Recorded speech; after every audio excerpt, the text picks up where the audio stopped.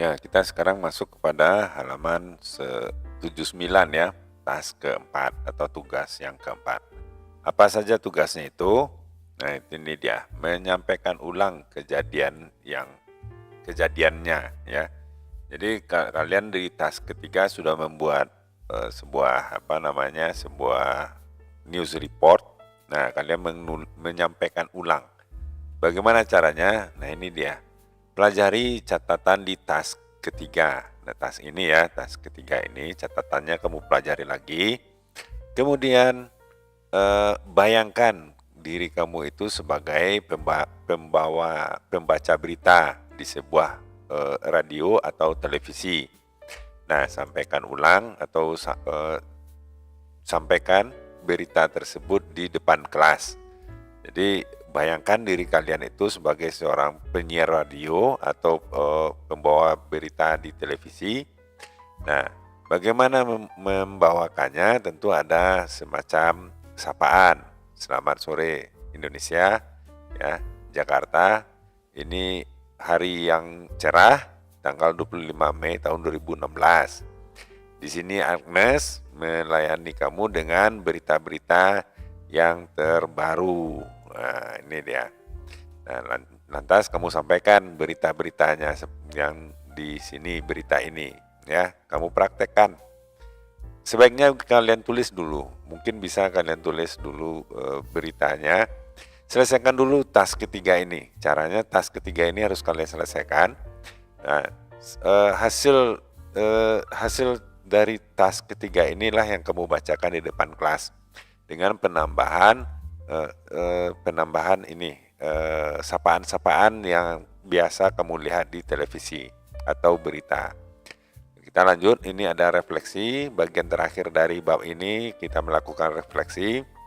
Nah, ini bagian akhir dari bab ini, tanyalah diri kamu sendiri pertanyaan-pertanyaan berikut untuk mengetahui perkembangan pembelajaran kamu itu.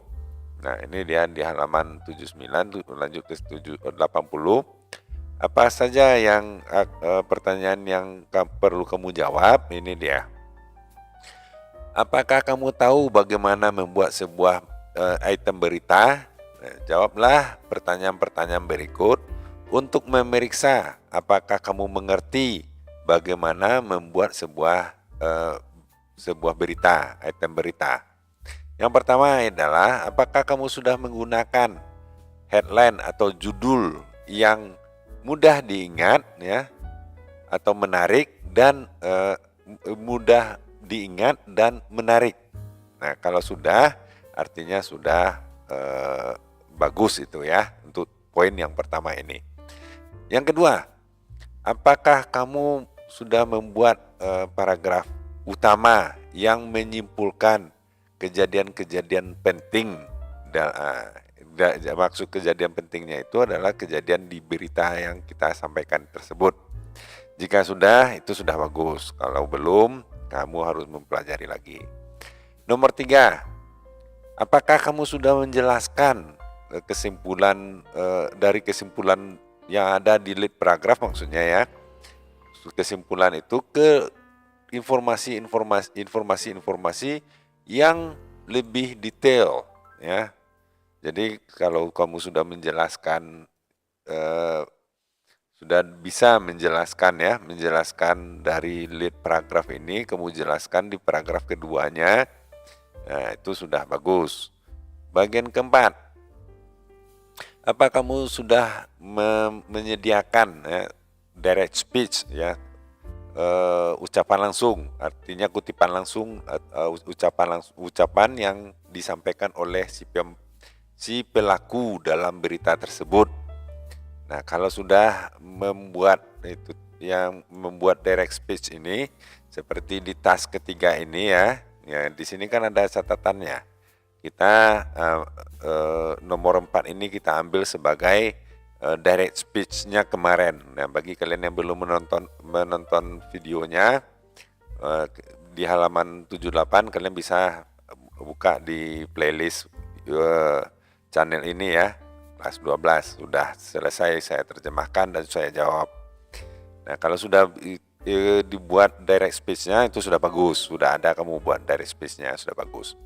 Nomor 5, apakah kamu menggunakan kata kerja dalam bentuk past, ya kata lampau yang ya kalau sudah bagus. Nah, nomor 6, apakah kamu sudah memperhatikan tanda baca, ya. Tanda baca ini spelling ini maksudnya gini. Misal spelling ini, apakah kamu menulis spelling ini L-nya sudah 2? Nah, kalau belum, artinya kalian belum memperhatikan spelling, ya. Apakah misalnya attention ini, apakah T di sini nih, ya, ini kan harusnya T2. Apakah T-nya itu masih 1 kamu buat atau sudah 2? Kalau sudah 2 itu sudah memperhatikan spelling. Begitu juga summary. Contohnya kata-kata summary ini, apakah sudah M-nya ini sudah 2 kamu buat? Kalau jadi penulisannya harus betul. Itu yang dimaksud dengan memperhatikan spelling.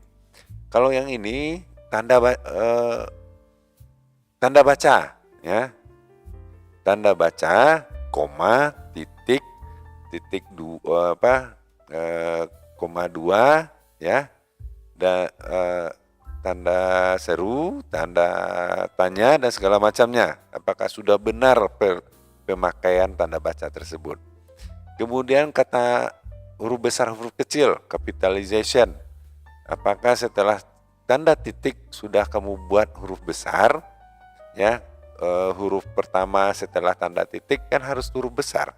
Apakah sudah benar seperti itu? Apakah kamu menulisnya huruf besar semua? Kalau huruf besar semua, artinya kamu belum memperhatikan capitalization. Dan yang terakhir adalah formatting, format dari tulisan kamu itu. Apakah sudah memperhatikan formatnya atau belum? Nah, jika kamu menjawab no atau tidak terhadap beberapa pertanyaan di atas, ya silakan berdiskusikan dengan teman-teman kamu. Artinya kamu minta petunjuk, ya, minta ajari. Tolong minta ajarkan kepada teman-teman kamu atau berkonsultasilah dengan guru kamu agar kamu lebih bisa mengerti tentang pelajaran bagaimana membuat news item. Nah, itulah untuk kali ini, ya. Mudah-mudahan bermanfaat. Jangan lupa subscribe dan like videonya. Sampaikan pada guru dan teman dan diskusikan dalam kelas. Sampai jumpa.